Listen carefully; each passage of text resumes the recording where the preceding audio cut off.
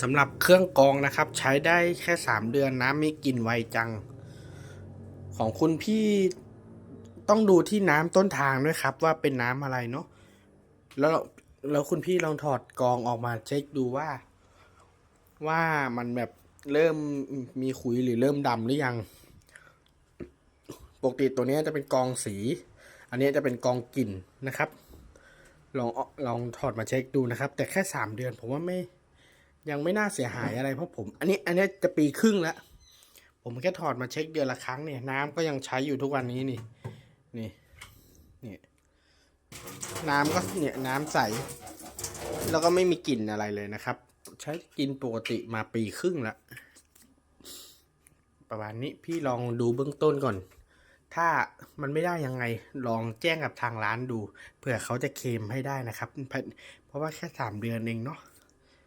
ประมาณนี้ครับ